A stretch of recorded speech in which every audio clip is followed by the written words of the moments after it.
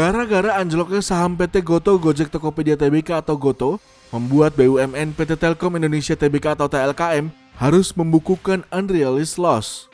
Tidak tanggung-tanggung, unrealized loss atau kerugian yang belum terrealisasi tercatat hingga 811 miliar rupiah.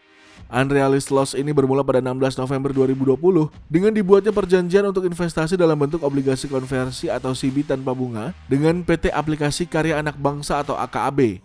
Perjanjian antara kedua perusahaan itu bernilai 150 juta US dollar atau setara dengan 2,11 triliun rupiah dan akan jatuh tempo pada 16 November 2023. Dalam perjalanannya, PT AKAB merger dengan PT Tokopedia dan menjadi PT Goto Gojek Tokopedia atau Goto. Merger ini membuat Telkomsel mengeksekusi CB sesuai dengan perjanjian yang dikonversi menjadi saham. Ini awal investasi yang dilakukan PT Telkom melangkah ke dalam kerugian, karena dalam perjanjian awal, Goto akan membayar total jumlah konversi kepada Telkomsel, dan setelah menerima jumlah konversi tersebut, Telkomsel harus segera membayar jumlah konversi kepada Goto sesuai dengan perjanjian pemesanan saham. Kemudian, pada 18 Mei 2021, Telkomsel telah menandatangani perjanjian pembelian saham untuk memesan 29.708 lembar saham konversi atau sebesar 150 juta US dollar setara dengan 2,11 triliun rupiah.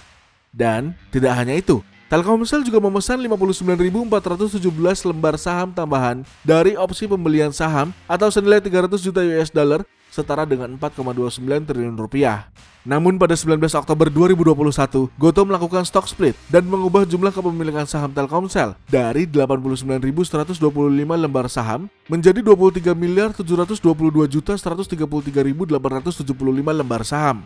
Menurut pihak PT Telkom Indonesia, investasi yang dilakukan Telkomsel bukan semata-mata hanya mempertimbangkan aspek capital gain atau loss. Walau terjadi naik dan turun aspek kapital, tapi Telkom lebih mempertimbangkan ekosistem digital yang akan dibangunnya.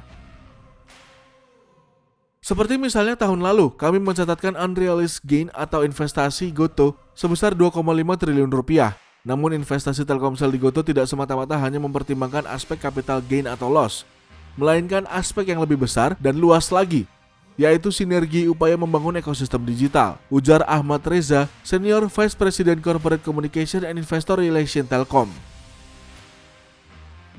Dirinya juga mengatakan, merger Gojek dan Tokopedia semakin memperkuat investasi Telkomsel di Gojek untuk menjadi solusi digital yang lengkap dengan nilai sinergi value yang cukup tinggi.